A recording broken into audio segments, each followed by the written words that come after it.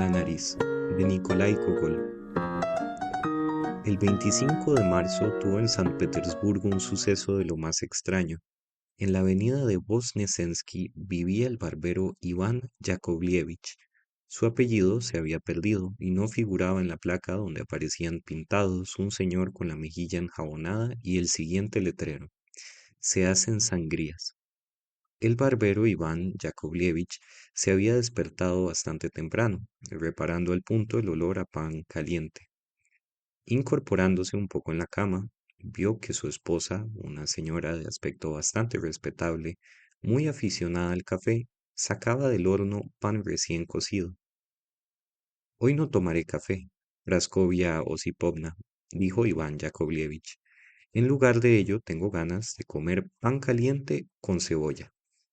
Es decir, Iván Yakovlevich quería lo uno y lo otro, pero sabía que era imposible exigir ambas cosas a la vez, pues a Praskovia Osipovna no le agradaban semejantes caprichos. Coma pan el muy tonto, tanto mejor para mí, pensó su mujer para sus adentros. Así quedará más café, y echó un pan sobre la mesa. Iván Yakovlevich, por decoro, se puso el frac sobre la camisa y tras haberse sentado a la mesa echó sal, preparó dos cabezas de cebolla, cogió el cuchillo y, haciendo una mueca significativa, se dispuso a cortar el pan. Al partirlo en dos pedazos, miró al centro y con gran sorpresa vio algo que brillaba. Con sumo cuidado, Iván Yakovlevich introdujo el cuchillo y lo palpó con el dedo. Qué duro está, pensó para sí. ¿Qué será? Metió los dedos y sacó, horror, una nariz. Iván Yakovlevich se quedó petrificado. Empezó a restregarse los ojos y a palpar la nariz. Si no cabía duda, se trataba de una nariz y hasta le parecía que era de un conocido. El espanto le cambió el semblante, pero este espanto no fue nada comparado con la indignación de su esposa. ¡Qué bárbaro! ¿Dónde cortaste esa nariz? Gritó furiosa. ¡Canalla! ¡Borracho! Yo misma te denunciaré a la policía. Jesús, qué bandido. Ya es la tercera persona a quien oigo decir que cuando afeitas, tiras tanto de la nariz que no hay quien lo resista. Iván Yakovlevich estaba más muerto que vivo. Había reparado en que la nariz era del asesor colegiado Koblayev, a quien afeitaba todos los miércoles y domingos. Aguarda, Praskovia Osipovna. La envolveré en un trapo y la dejaré en un rincón. Que esté allí un rato, ya la sacaré luego. Ni hablar. ¿Crees que voy a consentir que haya en mi cuarto una nariz cortada? Vaya calamidad. Solo cabe, solo sabe pasar la navaja por la correa y pronto no estará en condiciones de cumplir con su oficio el muy uno. ¿Y piensas que te voy a defender ante la policía? Eres un chapucero, más tonto que el leño. Sácala de aquí. ¿Me oyes? Llévatela, a donde te dé la gana, pero no vuelva a saber yo más de ella. Iván Yakovlevich se quedó como si hubiera caído un rayo a sus pies. Estuvo reflexionando un buen rato sin saber qué decisión tomar. El diablo sabrá cómo pudo suceder esto, dijo al fin, rascándose una oreja. Yo no puedo asegurar que no regresara anoche borracho, pero a juzgar por las señales, el hecho es inadmisible, pues el pan está cocido y la nariz no lo está. No entiendo nada de esto. Iván Yakovlevich se quedó callado. La idea de que la policía podía hallar la nariz en su casa lo dejó completamente atontado. Ya se imaginaba ver el cuello escarlata con los hermosos bordados de plata, la espada, y todo su cuerpo quedó tembloroso. Por fin sacó su ropa interior y sus botas, se vistió y, acompañado de las duras amonestaciones de Praskovia Osipovna, envolvió la nariz en un trapo y salió a la calle. Tenía la intención de deshacerse de ella en cualquier sitio, en el guardacantón, debajo de la verja, o dejarla caer como por casualidad, y torcer hacia un callejón, pero, por desgracia, tropezaba cada vez con algún conocido que le preguntaba en el acto: ¿A dónde vas? ¿A quién vas a afeitar tan temprano? Así es que Iván Yakovlevich no pudo hallar un momento oportuno para su propósito.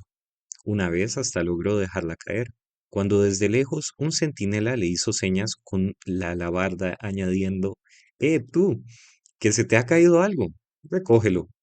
Iván Yakovlevich tuvo que recoger la nariz y guardársela en el bolsillo. La desesperación se apoderó de él, sobre todo al ver que la gente iba aumentando en la calle a medida que se abrían los almacenes y las tiendas. Decidió ir al puente Isakievsky. Quizás allí lograría arrojarla al Neva. Pero me siento un tanto culpable por no haber dicho hasta ahora nada sobre Iván Yakovlevich, hombre honrado por todos los conceptos.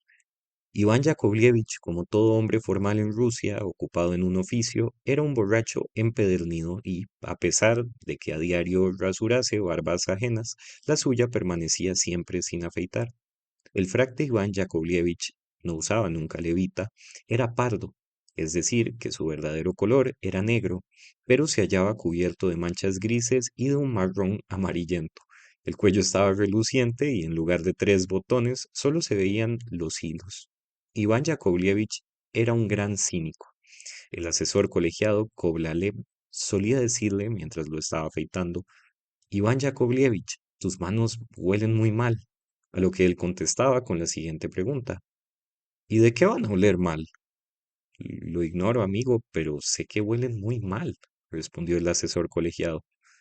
E Iván Yakovlevich, después de tomar rapé, en desquite, le llenaba de jabón tanto las mejillas como debajo de la nariz, detrás de las orejas y debajo de la barbilla, en una palabra, donde le daba la gana. Este honrado ciudadano se hallaba ya en el puente Isakievsky. Primero echó una mirada en torno suyo, luego se inclinó sobre la barandilla, como deseando averiguar si eran muchos los peces que nadaban debajo del puente, y con gran cautela arrojó el trapo con la nariz. Sintió como si de pronto le quitaran un enorme peso de encima y hasta llegó a sonreírse. En vez de ir a afeitar a sus clientes funcionarios, se dirigió hacia un establecimiento donde viera el siguiente letrero: comidas y té, con la intención de tomar un ponche. Pero de repente, en el extremo del puente, divisó a un policía de aspecto imponente, con anchas patillas, tricornio y espada. Iván se quedó petrificado. Mientras tanto, el policía le hacía señas, gritándole, Oye tú, precioso, ven acá. Iván Yakovlevich, que no ignoraba el reglamento, ya desde lejos se quitó la gorra y, acercándose con presteza, dijo, Muy buenos días tenga usted, su señoría. No, hermano, déjate de señoría y dime mejor lo que hacías allí en el puente. Señor, le juro que tenía que ir a afeitar y solo miraba la corriente del río. Mientes, no es así como lograrás escabullirte. Anda, responde. Estoy dispuesto a afeitar a vuestra gracia 2 veces a la semana, o mejor dicho, tres, sin ninguna remuneración. No, amigo, esas son tonterías. A mí me afeitan tres barberos y lo consideran como un gran honor. Pero haz el favor de decirme qué es lo que hacías allí.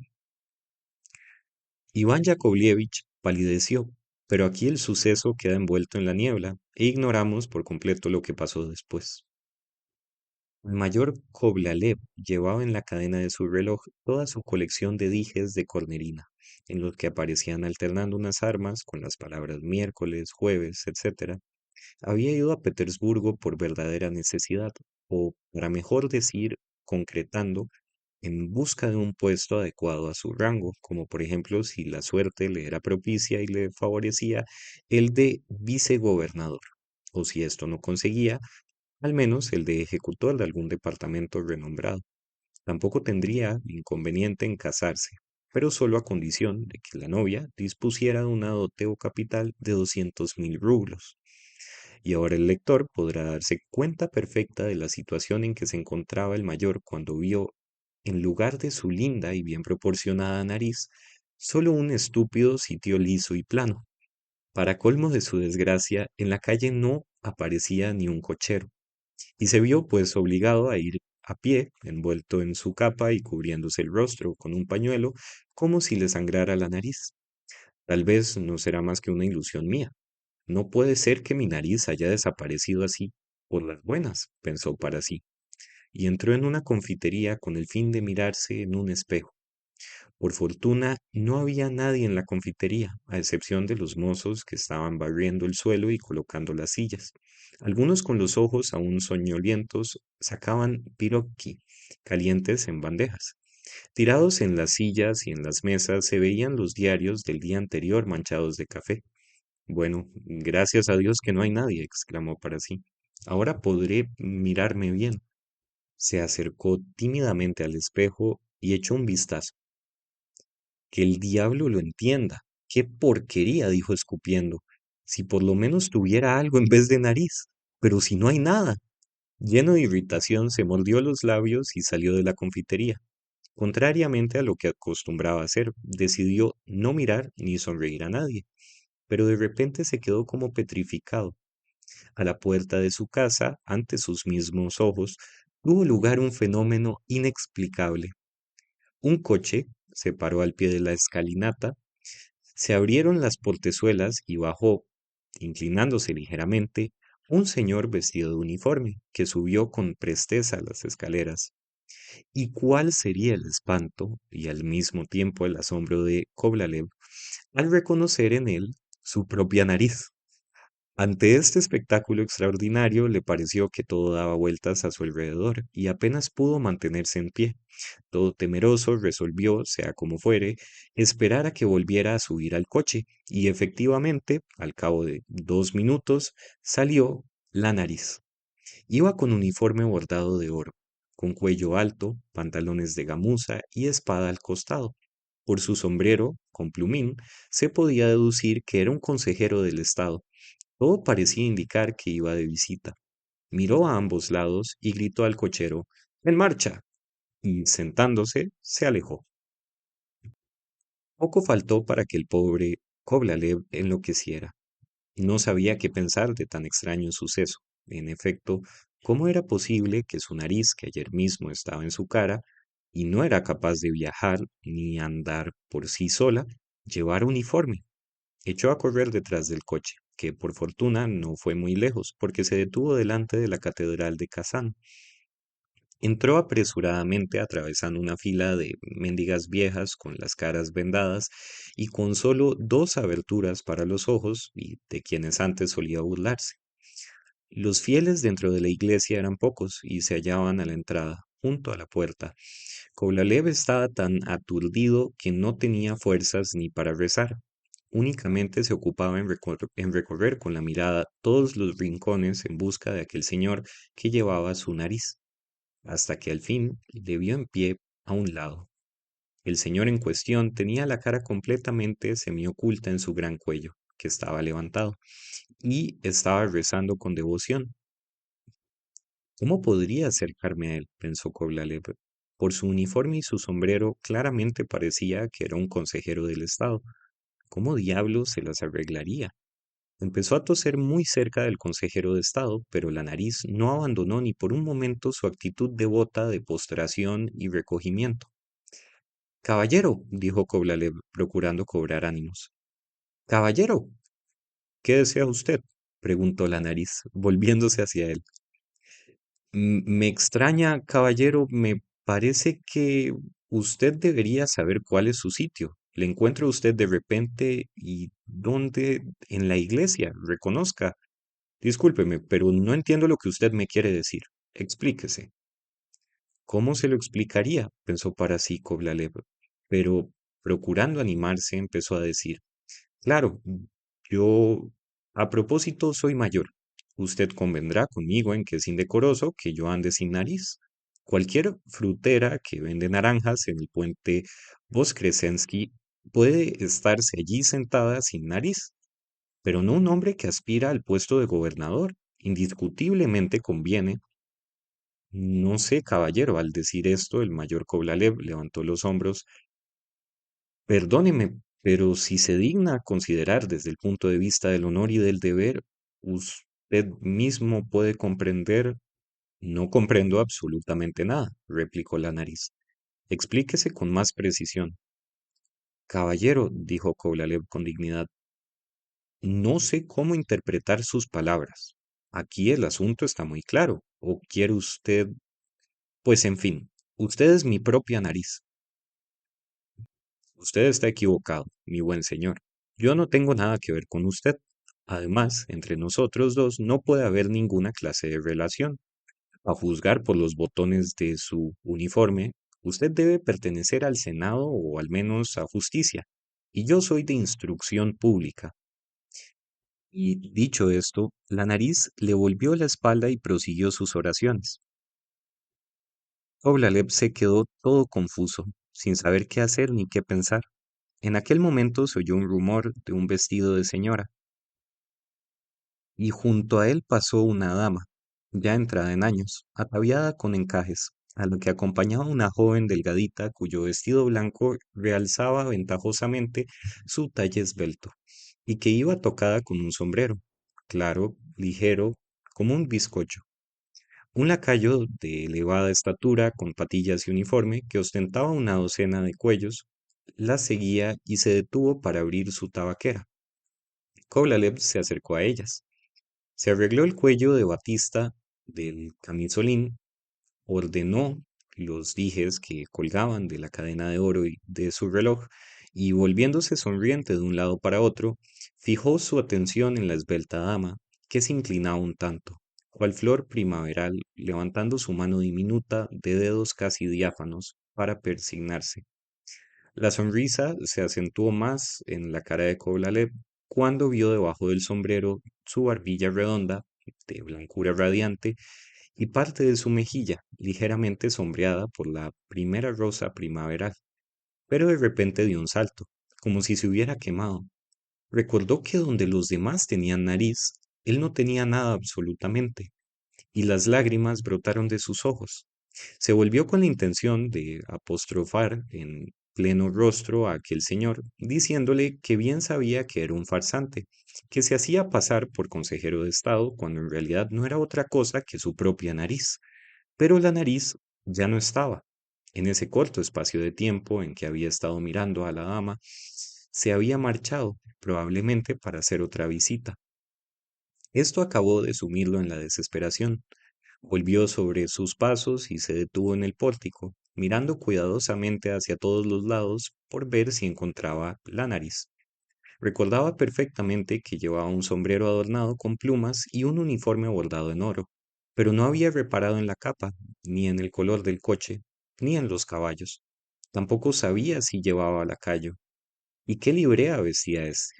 Además, pasaban tantos coches y en tantas direcciones y a tal velocidad que resultaba difícil identificar al que conducía la nariz. Y aún así, ¿cómo podría hacerle parar? Era un día hermoso y soleado. En la perspectiva Nevsky había mucha gente, desde el puente de la policía hasta el de Anichkin. Por todos lados surgían hermosas damas, inundando las veredas. Entre la muchedumbre iba un consejero conocido de Kovalev, al que llamaba siempre coronel, y especialmente delante de personas extrañas. También pasó cerca de él Yarichkin, gran amigo suyo que era jefe de oficina en el Senado y que siempre se dejaba engañar cuando jugaba al ocho sin descartarse. Y hasta se encontró a otro mayor que obtuvo que obtuvo el grado en el Cáucaso, a quien le hizo señas para que firme el acta. Voto a diablos, dijo Kovalev. Cochero, derecho a la prefectura. Tomó el asiento en las drochkas y gritó otra vez al cochero. Arrea, a toda prisa. ¿Está el jefe de policía? Exclamó al entrar desde la puerta. No, señor, replicó el consejero. Acaba de salir. Caramba. Sí, añadió el conserje. Se fue hace apenas un ratito. Si hubiera llegado un minuto antes, es muy posible que lo hubiera encontrado. Kovalev, sin quitarse el pañuelo de la cara, se sentó nuevamente en el coche y gritó con voz desesperada. Andando. ¿A dónde ordena el señor? Preguntó el cochero. Siga adelante. ¿Cómo adelante? Si estamos en una esquina, ¿a la derecha o a la izquierda? Esta pregunta volvió en sí a Kovalev y le obligó a reflexionar de nuevo. En su situación, ante todo, lo más conveniente era dirigirse al departamento de policía, no porque el asunto estuviera directamente relacionado con esta, sino porque sus disposiciones serían mucho más rápidas que en cualquier parte. Buscar satisfacción dirigiéndose al departamento donde la nariz desempeñaba un cargo era insensato, pues sus respuestas era evidente que para aquel hombre no había cosa sagrada. Además, igual podría mentir en este caso como lo hizo al asegurar que jamás lo había visto antes. Por tanto, Kovalev estaba dispuesto a ordenar al cochero que le llevara al departamento de policía, cuando se le ocurrió la idea de que el miserable, que ya en el primer encuentro se había portado de un modo tan infame, podía aprovechar la ocasión para huir de la ciudad, y entonces todo cuanto hiciera para encontrarlo sería inútil y tendría que estar así, Dios no lo quiera, un mes entero. Por fin le pareció que el mismo Santísimo le iluminaba. Se decidió ir a la administración de un diario para publicar cuanto antes un aviso describiendo detalladamente sus señas personales para que todos los que la encontrasen pudieran entregársela en el acto o por lo menos indicarle su paradero. Una vez tomada esta decisión, ordenó al cochero que fuera a la administración del diario y durante todo el trayecto no dejó de dar puñetazos sobre la espalda del conductor, gritando Rápido, adelante, miserable. Pero señor, decía el cochero, sacudiendo la cabeza y dando con la rienda en el lomo del caballo, cuyo pelo era largo, como el de un perro pequinés. El coche se detuvo al fin y Kovalev, casi sin aliento, penetró en una pequeña sala de espera, donde un empleado de pelo canoso que llevaba un frac gastado y unos lentes se hallaba sentado ante una mesa y con la pluma entre los dientes se disponía a contar cierta cantidad de monedas de cobre. ¿Quién es el que recibe aquí los anuncios? Gritó Kovalev. Ah, buenos días. Mis respetos, dijo el empleado canoso, levantando los ojos por un momento para enseguida volver a clavarlos en el montón de monedas. Quisiera publicar. Sirvas esperar un momento, dijo el empleado, que escribió un número en el papel mientras que con un dedo de la mano izquierda corría dos bolitas de abaco. Un lacayo con galones y cuyo aspecto revelaba que servía en una casa aristocrática se hallaba ante la mesa con un papel entre las manos y juzgó conveniente dar a conocer su cultura social. Créame, señor, este perrito no vale ni 8 grivenik. En cuanto a mí, no daría por él ni 8 centavos. Pero la señora condesa lo quiere de veras, lo adora, y da en premio 100 rublos al que se lo traiga. Y ahora, hablando entre nosotros, le diré que los gustos de las personas son de los más extraños. Se comprende que un cazador tenga un perro de muestra o un perro de lanas y que no le dé lástima dar por él 500 o hasta 1000 rublos, pero por lo menos tiene un perro que vale la pena. El respetable empleado le escuchaba con cara seria mientras contaba las palabras contenidas en la nota que trajo el lacayo. A ambos lados de la sala había un número de ancianas, dependientes y porteros, que también eran portadores de anuncios. En uno de ellos un cochero de sobria conducta ofrecía sus servicios. En otro se ponía en venta una carroza, tan solo un poco usada, traída de París en el año 1814. Una joven de 19 años se ofrecía como lavandera, apta además para toda clase de trabajos. Entre otras cosas, se vendía un coche al que le faltaba un muelle, un caballo tordo, fogoso de 17 años, simiente de nabos y rábanos, recién traída de Londres, una casa de campo con amplias dependencias, dos caballerizas y un terreno para plantar abetos, y también se ofrecían suelas gastadas para vender, invitando a pasar a verlas de 8 a 3 todos los días. La sala en donde se reunía toda esta gente era pequeña, y el aire que ahí se respiraba estaba muy cargado, pero el asesor colegiado Kovalev no pudo percatarse de ello, pues tenía la cara tapada con un pañuelo y porque su nariz estaba Dios sabe dónde. Señor, le ruego que me atienda, es muy urgente, dijo por fin con impaciencia. Enseguida, enseguida. 2 rublos 43 kopecks. Un momento. 1 rublo 64 kopecks, decía el empleado canoso, tirando los papeles a las caras de las viejas mujeres y de los porteros. ¿Qué desea usted? Preguntó al fin dirigiéndose a Kovalev. Le ruego, se trata de una canallada, de una estafa, que aún no supe cómo ha podido suceder. Le pido únicamente que publique que daré una buena gratificación al que me entregue a ese canalla. ¿Su apellido, por favor? ¿Para qué quiere mi apellido? No puedo decírselo. Tengo muchos amigos, entre los que pudiera citar a la señorita Shetareva. esposa de un consejero de Estado, o a la señora Pelagia Grigorievna Podochkin, casada con un oficial del Estado Mayor. Si se enteraran, Dios me libre, basta con que escriba asesor colegiado, o mejor aún, un mayor. De modo que se le ha escapado el criado. ¿Qué criado? Esto no hubiera sido una canallada tan grande. Se ha fugado mi nariz. Qué apellido tan extraño. ¿Y se ha llevado una gran cantidad de dinero este señor Nariz? Nariz, es que usted no me entiende. Es mi nariz, mi propia nariz, que ha desaparecido y no sé dónde. El diablo ha querido burlarse de mí. Pero, ¿cómo ha desaparecido? No entiendo nada de esto. No sabría decirle cómo fue, pero lo importante del asunto es que ahora anda por la ciudad y se llama a sí misma consejero de Estado.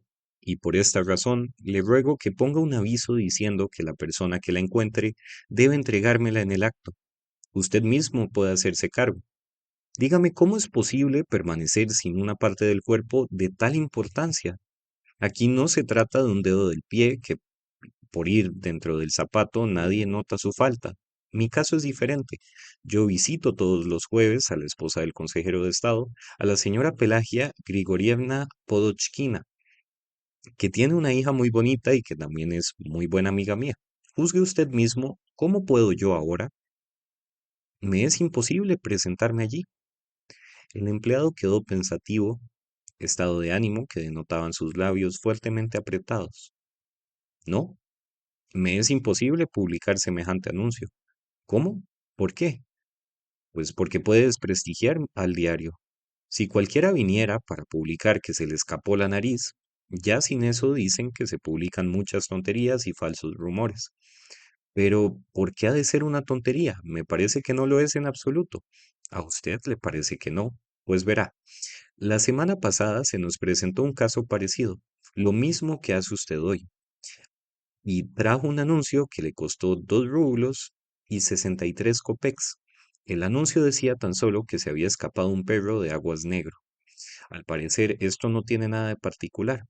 Bueno, pues verá, se publica el anuncio y resultó que el perro era el cajero de cierto establecimiento.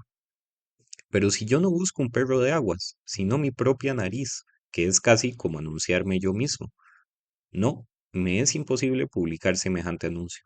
Pero si en realidad mi nariz ha desaparecido, pues entonces su caso interesa tan solo al médico. Se dice que hay cirujanos capaces de pegarle una nariz de cualquier forma. Por otra parte, creo advertir que es usted un bromista y que le agrada chancearse con la gente. Se lo juro por lo que más quiere usted, y si hasta aquí hemos llegado, pues se lo demostraré. No se moleste, prosiguió el empleado, tomando un poco de rapé.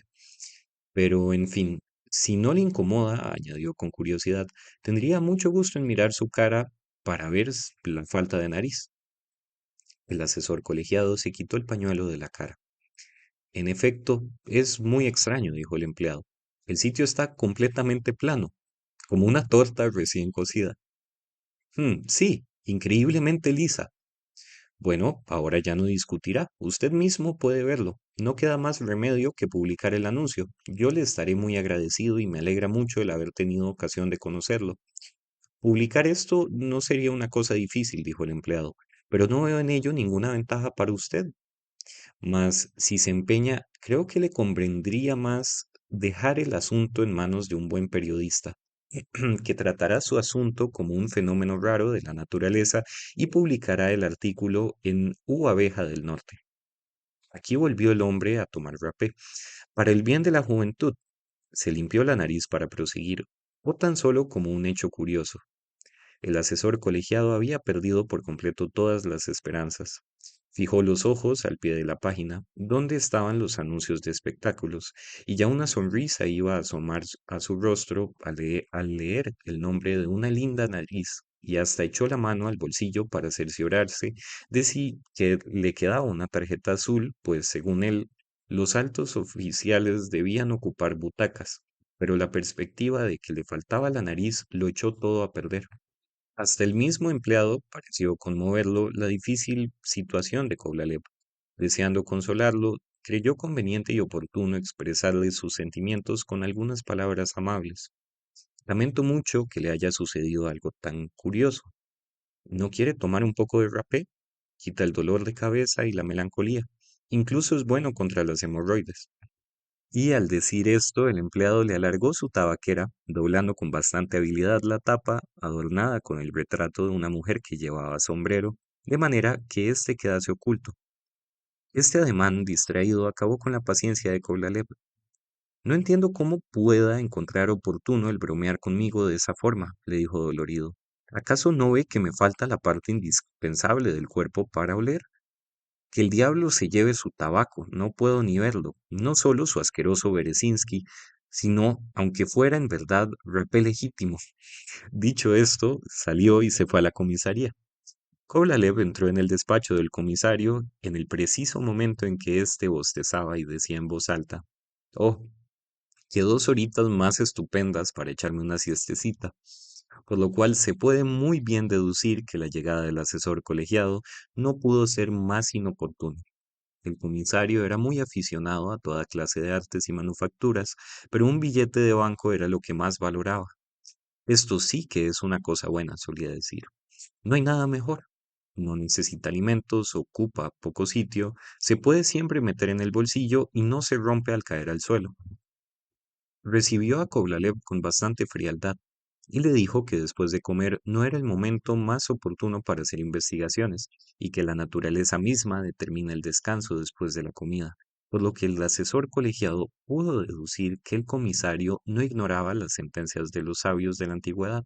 Añadió después que a un hombre de bien nadie le arrancaría la nariz, y que por el mundo abundaban muchos los mayores que ni siquiera tienen ropa interior en buen estado y que frecuentan los más bajos fondos. Y esto se lo dijo así, por las buenas, en plena cara. Conviene observar que Koblalev era muy susceptible, era capaz de perdonar cuanto a él se refiriese, pero de ningún modo perdonaba cualquier falta de respeto a su dignidad de funcionario.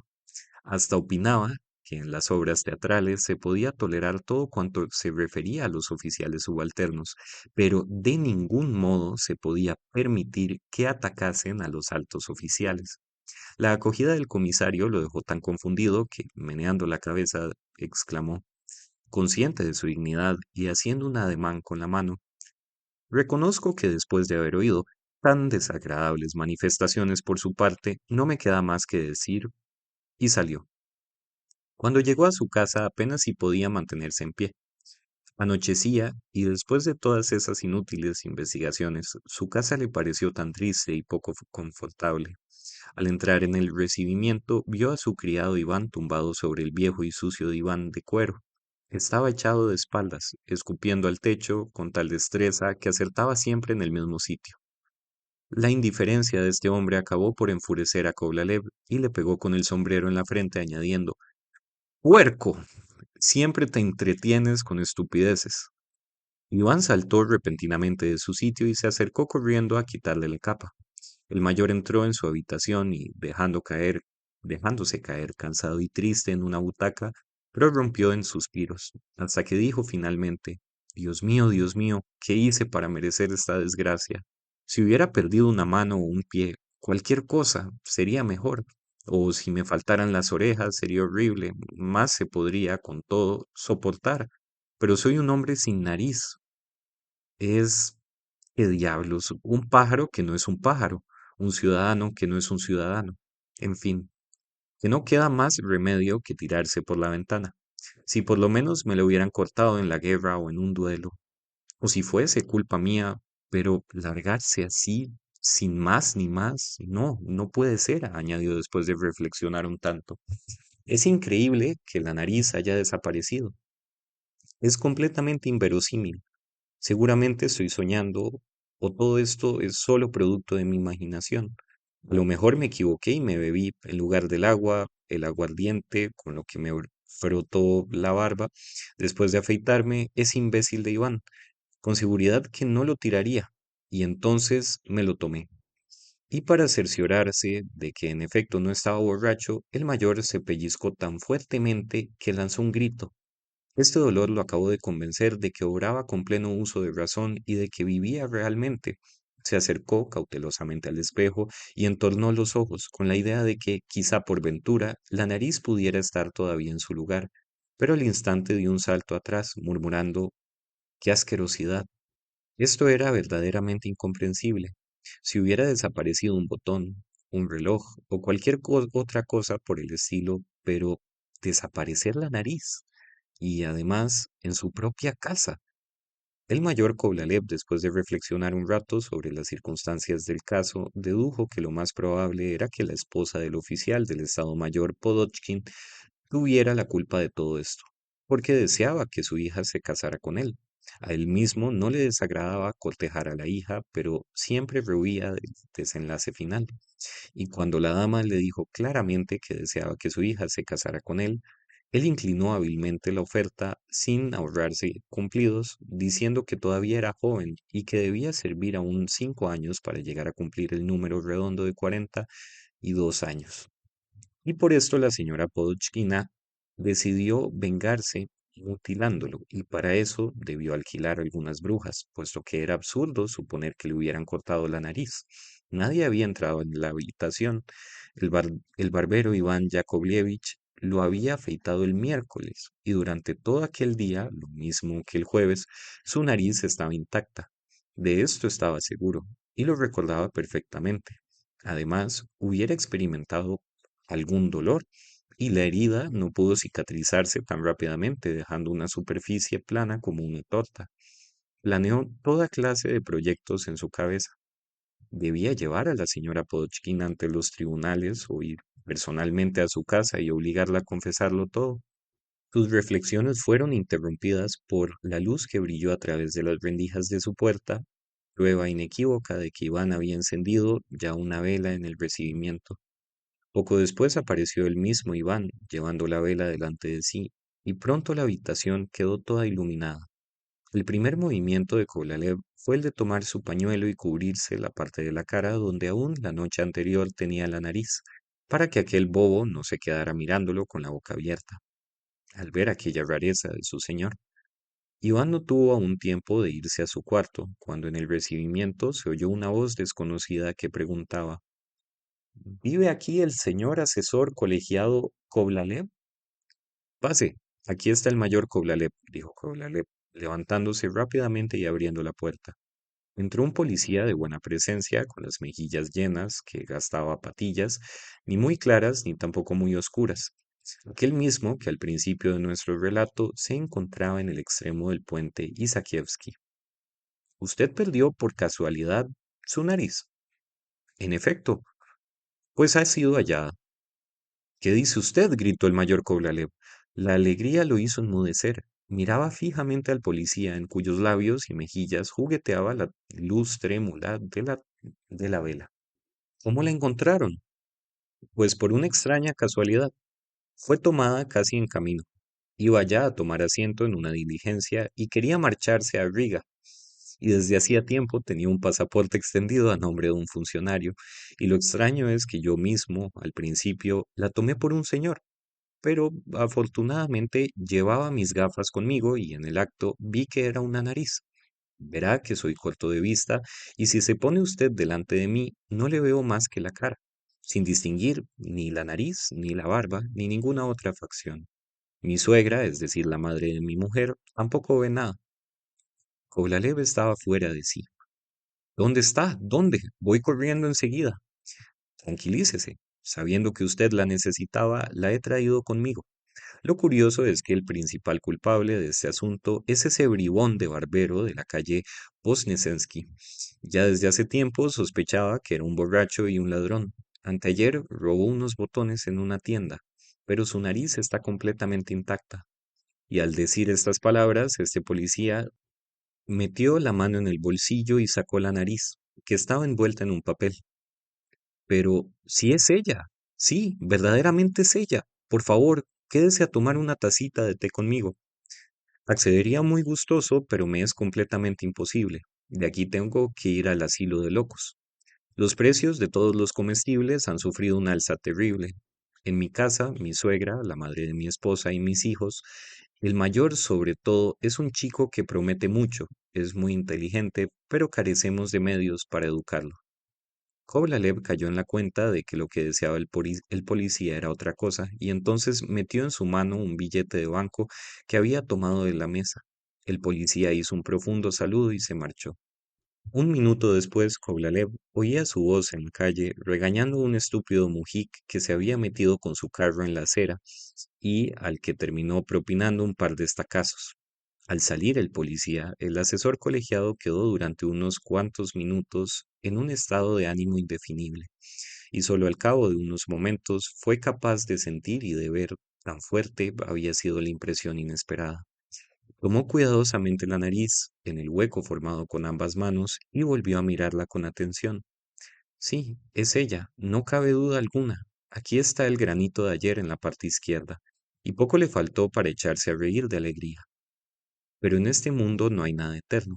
Por eso la intensidad de la alegría primera se fue haciendo más débil, hasta que, por último, ya apenas perceptible, se confundió con el estado habitual del alma, igual que sucede con los círculos producidos en el agua por la caída de una piedra, que se van deshaciendo en la tersa superficie hasta desaparecer.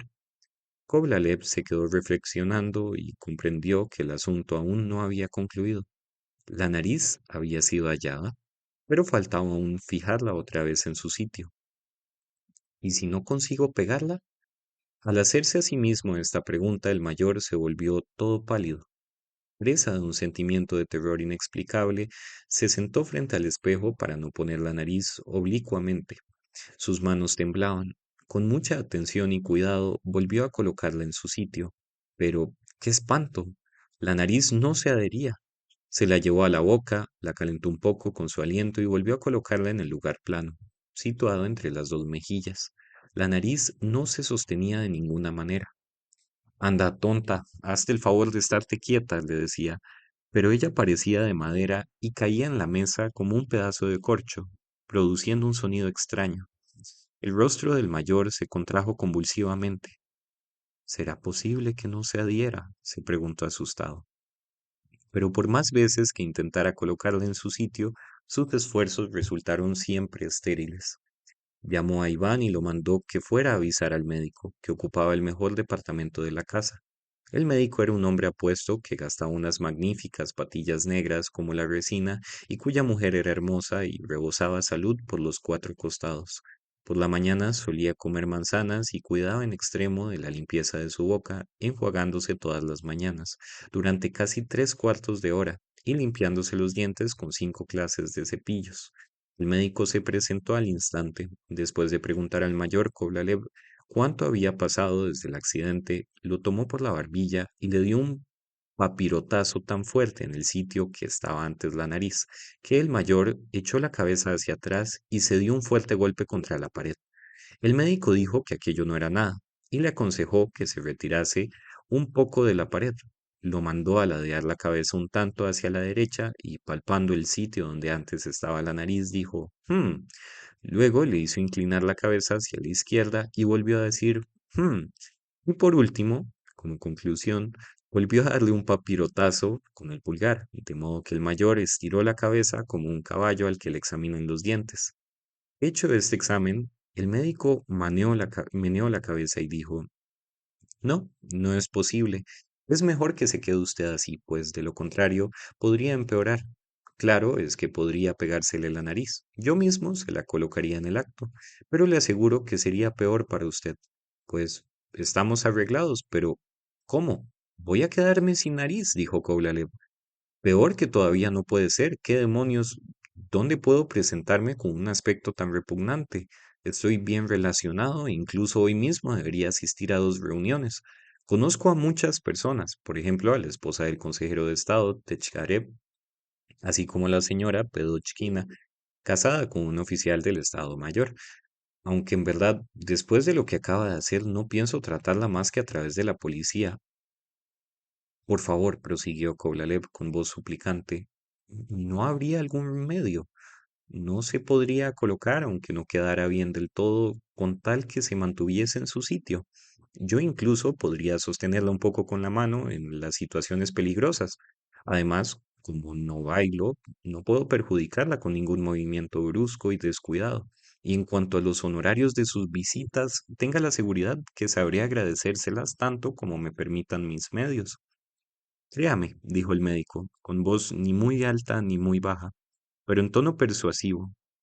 Nunca atiendo por interés. Esto va contra mis principios y mi arte. Es verdad que cobro mis visitas, pero por el solo motivo de no ofender con mi negativa. Claro que yo podría pegarle la nariz, pero le juro por mi honor, si es que no da crédito a mi palabra, que esto no hará más que empeorar la situación. Es mejor que deje obrar a la naturaleza. Lávese a menudo esa parte con agua fría y le aseguro y le aseguro yo que vivirá usted sin nariz tan sano como si la tuviera. En cuanto a la nariz, le aconsejo que la conserve en un frasco lleno de alcohol, o mejor aún, que eche allí 2 cucharadas de vodka y vinagre caliente. Podrá obtener mucho dinero por ella. Yo mismo se la compraría siempre que no pidiese demasiado por ella. No, no, no la venderé por nada del mundo, gritó desesperado el mayor Koblalev. Prefiero que se pierda. Perdone usted, dijo el médico saludando, solo quería serle útil. ¿Qué le vamos a hacer? De todos modos, usted mismo puede reconocer que hice cuanto estaba de mi parte. Dicho esto, el médico salió de la habitación con una actitud llena de dignidad. Kovalev ni siquiera le había visto bien la cara, y en su profundo abatimiento solo reparó en los puños de su camisa, blancos como la nieve, que salían relucientes de las mangas del frac negro. Al día siguiente decidió escribir a la señora Pedochkina antes de llevar el asunto a la justicia por ver si accedía a devolverle, sin lucha, lo que le pertenecía. Su carta estaba redactada de la siguiente forma. Señora doña Alejandra Grigorievna, muy señora mía, no logro comprender su extraña manera de proceder. Tenga la seguridad de que al obrar de tal forma no gana nada con ello, ni me obligará a casarme con su hija. La historia de mi nariz ha quedado perfectamente aclarada, y también que nadie, sino usted, es la principal autora del hecho. La desaparición repentina de su lugar, su huida, su disfraz de funcionario, así como su aparición bajo su aspecto normal, todo esto no es más que el resultado de una brujería dirigida por usted o por personas que se ejercitan en tan innobles ocupaciones semejantes a las suyas. Yo, por mi parte, creo mi deber avisarla de que si la nariz en cuestión no vuelve hoy mismo a su lugar, me veré obligado a recurrir a la defensa y protección de las leyes. Por lo demás, se reitera de usted su atento y seguro servidor, Platón Kovalev. Señor don Platón Kovalev, muy señor mío, su carta me ha causado gran sorpresa. Confieso que no esperaba semejante cosa por su parte, y aún menos en cuanto esté relacionado con estos reproches injustificados. Le aseguro que nunca recibí en mi casa un funcionario a que alude, ni disfrazado ni sin disfrazar. Y si bien es cierto que estuvo en mi casa Felipe Ivanovich Potanchikov, que aspira a obtener la mano de mi hija, sepa que a pesar de su conducta intachable y su sobriedad y de su gran cultura, jamás le hice concebir la menor esperanza. Me habla usted acerca de la nariz. Si con ello pretende insinuar que yo tenía la intención de darle en las narices, o sea, negarle rotundamente la mano de mi hija, no puedo sino sorprenderme al verlo suponer semejante desatino, ya que no ignora que siempre opiné lo contrario. No obstante, si ahora tuviese usted la intención de pedir oficialmente la mano de mi hija, yo accedería gustosa, puesto que esto fue siempre mi mayor deseo. En esta esperanza queda de usted suya segura servidora, Alejandra Podochkina. No, dijo Koblalev después de leer la carta, no cabe duda, no es culpable, es imposible. Una carta así no la puede escribir una persona responsable de un crimen. El asesor colegiado era entendido en tales cosas, pues ya en varias ocasiones le habían sido encomendadas investigaciones en las provincias del Cáucaso. ¿Cómo y de qué forma había sucedido? Solo el diablo lo podrá entender, dijo, por fin dejando caer los brazos. Mientras tanto, por toda la ciudad se habían propagado rumores acerca de este extraordinario acontecimiento, no sin adiciones especiales. Por aquel entonces, las inteligencias de todas las personas eran muy propensas a creer en toda clase de fenómenos ultrarreales. Poco después, el público se había interesado por los ensayos sobre el magnetismo. Además, la historia de las sillas andantes de la calle Koniushina aún estaba reciente, así que no era de extrañar que al poco tiempo corriera el rumor de que la nariz del asesor colegiado Kovalev se paseaba a las 3 en punto por la perspectiva Nevsky, por lo que diariamente acudía allí gran número de curiosos. Alguien dijo que la nariz se encontraba en el almacén Juncker y pronto la gente se agolpó frente al Juncker de tal modo que tuvo que intervenir la policía. Un especulador de aspecto respetable, con patillas y que vendía toda clase de pastelitos secos a la salida de los teatros, dispuso hermosos y sólidos banquillos de madera e invitó a los curiosos a tomar asiento, cobrando 80 kopecks por asiento. Un coronel salió expresamente más temprano de su casa para verla, y a duras penas logró abrirse paso a través de la multitud, pero con gran indignación vio en el escaparate de la tienda, en lugar de la nariz, una camisa de lana de lo más corriente y una litografía que representaba a una joven que se arreglaba la media y un petimetre con el chaleco desabrochado y una pequeña barba, el cual la observaba detrás de un árbol, cuadro que colgaba siempre en el mismo lugar desde hacía más de 10 años. El coronel se alejó murmurando todo disgustado. ¿Cómo se puede engañar al pueblo con semejantes tonterías y rumores inverosímiles? Después corrió el rumor de que la nariz del mayor Koblalev no se paseaba por el Nevsky, sino por el jardín Tabichevsky, y que, al parecer, se encontraba allí desde hacía mucho tiempo. Jorsev Mirza había mirado con asombro ese raro portento de la naturaleza cuando vivía por allí. Unos cuantos estudiantes de la Facultad de Medicina que estaban estudiando cirugía después fueron al jardín. Una ilustre y noble dama pidió por medio de una carta especial al guarda de aquel jardín que enseñara el raro fenómeno a sus hijos y, a ser posible, se lo explicara de manera instructiva y provechosa para la juventud. Todos estos acontecimientos proporcionaron una gran alegría a esos distinguidos caballeros del gran mundo, elemento indispensable de toda reunión, amantes de hacer reír a las damas y cuya provisión de anécdotas se estaba agotando por entonces. Sin embargo, una minoría de gente respetable y bien intencionada se hallaba sumamente disgustada. Un señor incluso declaró todo indignado que no comprendía cómo en nuestro siglo pueden propagarse unos rumores tan absurdos y le asombraba que el gobierno no prestase atención a semejantes cosas.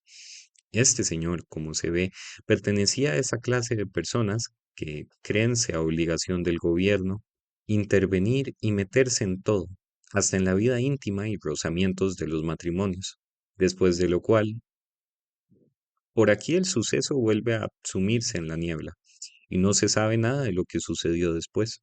En este mundo ocurren las cosas más disparatadas, a veces sin una pizca de verosimilitud. De pronto, aquella misma nariz que paseaba bajo la figura de un consejero de Estado y que causó tanto revuelo en la ciudad, apareció como si nada hubiera ocurrido en su sitio, o sea, en las dos mejillas del mayor Koblalev. Esto sucedió el 7 de abril. Por la mañana al despertarse, miró como por casualidad al espejo y vio, reflejada en él, su nariz. La tomó con las manos. Efectivamente, era su nariz. Vaya, exclamó Koblalev, y de pura alegría iba ya a bailar descalzo por toda la habitación, cuando la llegada de Iván se lo impidió. Mandó enseguida que le trajeran agua para lavarse y mientras se lavaba volvió a mirarse en el espejo. Sí, allí estaba su nariz. Frotóse con la toalla y nuevamente se contempló en el espejo. La nariz seguía allí. Mira, Iván, parece que tengo un grano en la nariz, dijo pensando para sí. Sería horrible si ahora Iván me dijera, no, señor, no solo no tiene grano, sino que tampoco tiene nariz. Pero Iván contestó, no veo ningún grano, tiene la nariz completamente limpia. Está bien. ¿Qué demonios? Murmuró para sí el mayor, y chasqueó los dedos. En aquel momento asomó por la puerta la cabeza del barbero Iván Yakovlevich, tímido como un gato al que acaban de pegar por haber robado un pedazo de cebo. Ante todo, dime si tienes limpias las manos, gritó Kovalev desde lejos. ¿Están limpias? Mientes. Sí, por Dios, las tengo limpias. Bueno, Pórtate con cuidado. Koblalev se sentó. Iván Yakovlevich le tapó con una servilleta y en un momento, con la ayuda de la brocha, convirtió toda su barba y parte de sus mejillas en una crema semejante a la que se suele servir en las fiestas onomásticas de los comerciantes. Vaya, se dijo a sí mismo Iván Yakovlevich tras haber mirado la nariz, y luego inclinó la cabeza y la miró de lado. Vaya, aquí está. ¿Quién lo hubiera pensado? Prosiguió él y se estuvo un buen rato mirando la nariz. Por último, con toda la dulzura y cuidado de que era capaz, alzó los dedos para tomar la nariz por la punta. Tal era el sistema de Iván Yakovlevich. Tú! Ten cuidado, gritó Yakovlev. Iván Yakovlevich dejó caer las manos, quedándose todo azorado y confuso como nunca jamás había estado en su vida. Por fin, con sumo cuidado, empezó a cosquillarle la barbilla con la navaja y, aunque para él no resultaba cómodo ni fácil afeitar sin sostener el órgano del olfato, sin embargo, apoyando su áspero pulgar en la mejilla y en la mandíbula inferior, acabó por vencer todas las dificultades y le afeitó. Cuando todo hubo terminado, Koblalev se vistió deprisa, tomó un coche y se fue directamente a una confitería. Apenas entró, dijo en voz alta: chico, una taza de chocolate y al mismo tiempo se acercó al espejo. La nariz seguía allí. Se volvió atrás muy alegre y entornándolos un poco los ojos, miró con expresión un tanto satírica a dos militantes, uno de los cuales tenía una nariz no más grande que un botón de chaleco. Después fue a la Cancillería del departamento, en el que había solicitado el puesto de vicegobernador, o acaso de no poder alcanzar este, el de ejecutor.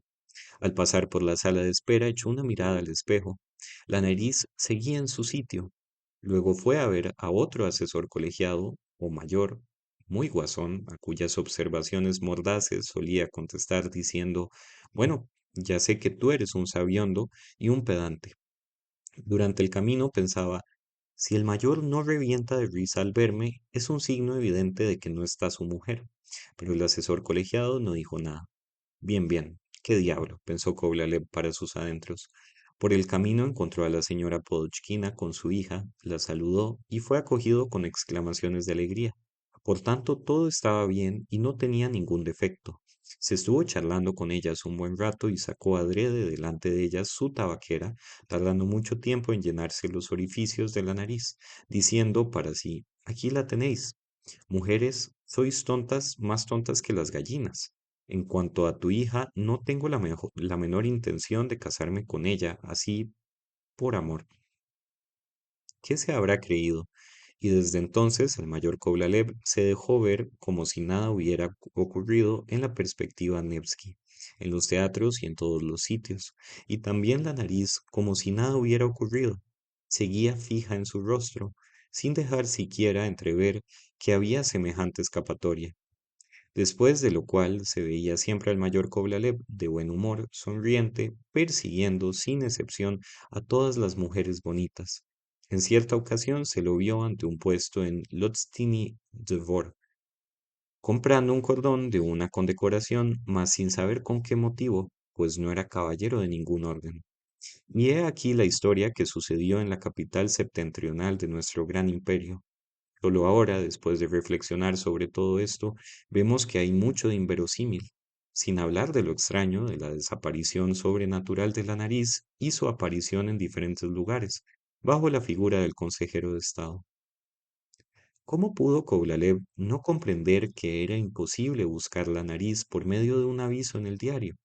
No me refiero a que el precio sea elevado, simplemente me parece algo indecoroso, inconveniente y que no está bien. Y además, ¿cómo fue a parar la nariz al pan cocido y cómo el mismo Iván Yakovlevich? No, no lo comprendo. Pero lo más extraño, lo más incomprensible es que los autores puedan elegir entre semejantes argumentos. Reconozco que esto es completamente inconcebible. Es nada menos que... No, no, no comprendo nada en absoluto. En primer lugar, no es nada provechoso para la patria. En segundo lugar, pero si ni aún en segundo lugar le encuentro utilidad, sencillamente no sé qué significa esto. No obstante, a pesar de todo, aunque admitamos lo uno y lo otro y lo tercero, puede incluso que... Pero en donde no existen cosas absurdas. Y sin embargo, si reflexionamos sobre todo lo sucedido, veremos que en efecto hay algo. Digan lo que quieran, en el mundo se dan semejantes sucesos, aunque raras veces, pero suceden.